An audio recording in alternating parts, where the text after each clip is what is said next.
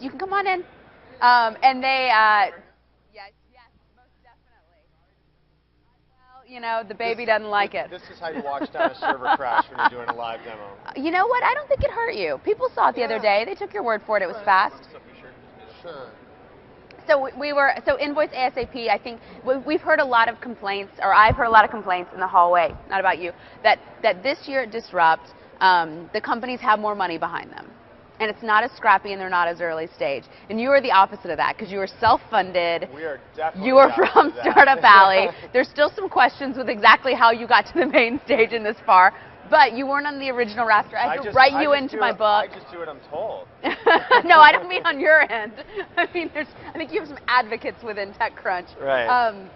But so remind people, you know, essentially what your value proposition is. Sure. So we're a mobile invoicing platform that you can use as a standalone app that's cloud-based to run your entire business. We've got a back end that has full-blown business analytics. But we're also fully integrated, or we have the capability to be integrated with accounting like QuickBooks, QuickBooks Online, and Xero. Additionally, we can integrate with big B2B platforms and small B2B platforms and medium, you know, like Soho that's growing at like 1,400 a day. We've got a very close partnership with them. Soho OS, not to be confused with Zoho with a Z. We have an integration with TradeShift, and we've got a lot of attention from these platforms because sometimes they have a mobile extension of their own, but they don't have one that's as robust. And one of the key value adds that we bring is not just the capability to create the invoice, estimate, or sales order, but to add rich media attachments like pictures, you know, audio files, and that sort of thing. Now tell me why that helps me. So my husband and I are doing a lot of work on our house. What's a use case where rich media is something that I need or my contractor needs, not necessarily just a nice sort of Yeah, it works kind of both ways. So let's say that you're the contractor and he's making an estimate for you. So you want to be able to see, you know, okay, how broken is that, or why is what that is broken important? And so he can take a picture of the cracked sink or the broken plumbing, and because you've got that picture to rely on, you might approve that estimate faster. And so let's say he fixes it, he's able to document that the work was actually done, or geotag it. Maybe you're not even at the house. Maybe you're somewhere else or out of town, and he emails the invoice to you, and you can say, oh, okay, I can see, I have the before picture, I have the after picture.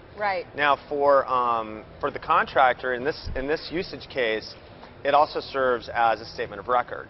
So what happens is that should someone choose not to pay, it could actually turn into a document that can hold up in court. And one of the great services that we provide is we provide the data storage and the archiving of all those documents with those all the media with those documents. So you have that as a statement of record going back in time. You know, a further use case that we're looking at would be to allow the contractor to kind of push that rich media up to a social platform.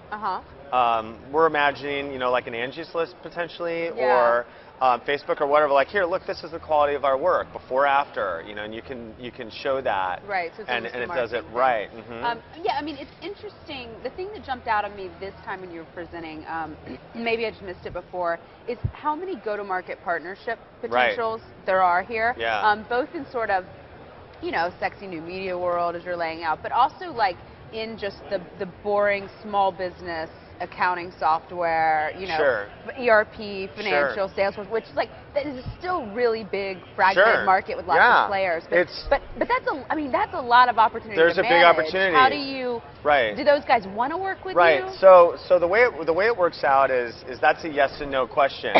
The new school thinking of everything is open API. We've got our open API, it's here, program against it, and come on and partner with us. The old school thinking is more legacy, which is like SDK, software development kit.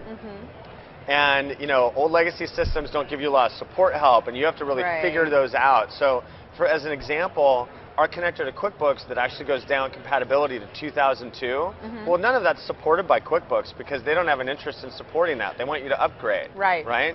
So install base of QuickBooks, you know, we've got their SDK. We have a proprietary method of connecting, and that's great. Right. And that's something that they can't really keep us from doing, but that's not something that they're calling us and saying, we love, you know, we don't really have a relationship with them per se. Yeah. So which is tricky because that's the big opportunity. That is a really big opportunity. I mean, but I think all the connecting with the old school partnerships is generally the big opportunity because, you know, that's where a lot of people, like the plumber, they're used to accountant, using it, or I'll give you the biggest example is that their consultant, whatever the platform is, came out and customized it for their business 10 years ago. Right. And every time they upgrade something, they put a new module on it, it gets customized for that. So they're not changing that. They're not going to jump onto a cloud-based accounting platform. Those people are not. This solution, for the most part, addresses that. The biggest, you know, so that's a great model for us to have that compatibility. We see that as a very sticky business solution. Like once you start using us with that, you're never going to use anything else. Yeah. We see faster growth, however, in you're using something newer that's cloud-based. For sure. And this works with that, and might work with your other ones as well.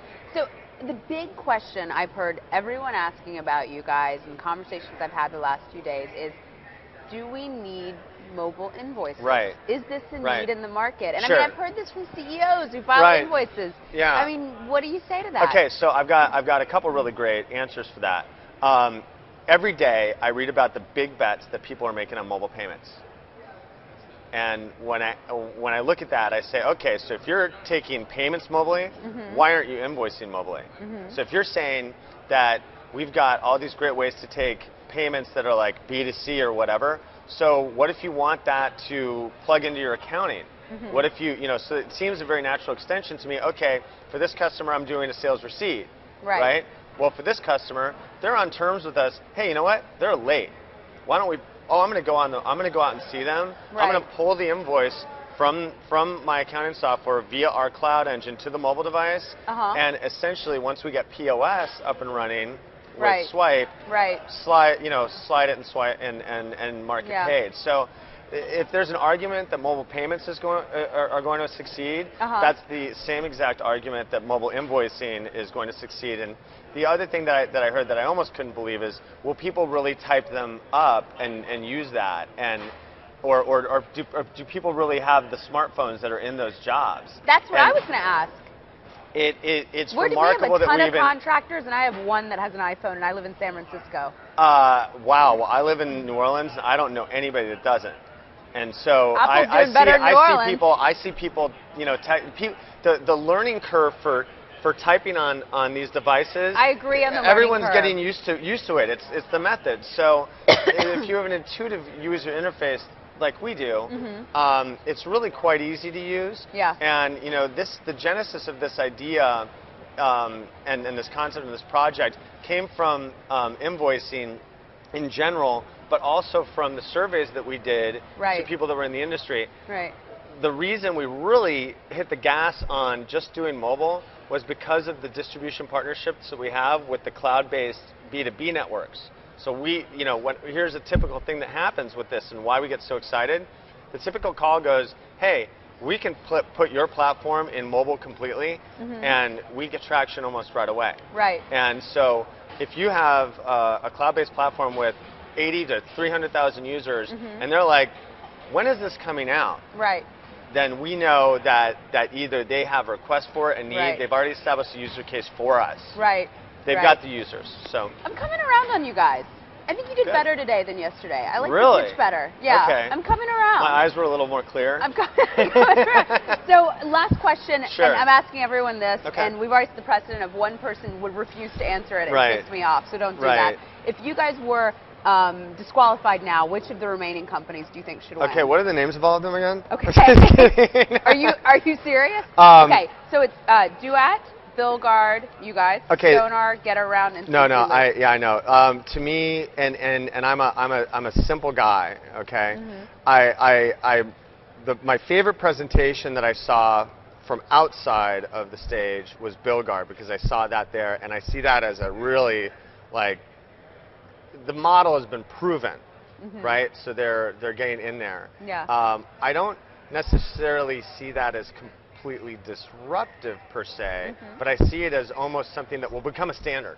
Right. Like, and I see it as you know, these guys are going to go and they've already got the privacy people lined up. So I see them as being extremely successful.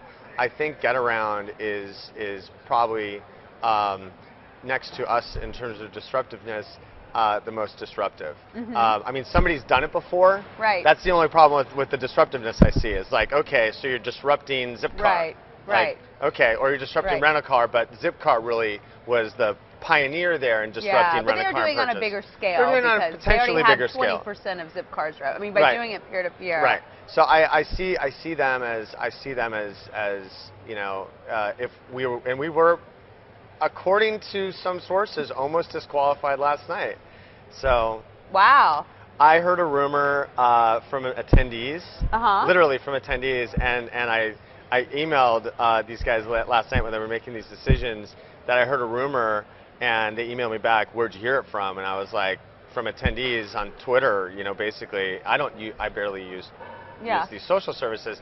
I had to explain myself to them, but they let me know that they thought that I had acquired top secret information. I didn't hear that, so I'm not gonna expound on what the potential rumor was or anything like that. But apparently, I should not type these things to anyone, especially if they involve potential positive news for us. Oh, well, you've learned your lesson. I have learned my lesson. I mean, last of all, I just want to give you a fist bump because I'm from the South. I'm a Memphis girl, and my brother lives in New Orleans. Great. Well, we have to make an introduction. Yeah, you know what? And they actually are small business people. He and his partner sell and manufacture leather Mardi Gras masks and costume masks. Do they deliver them? They do, and they do. They have an iPhone, and they don't use a Square.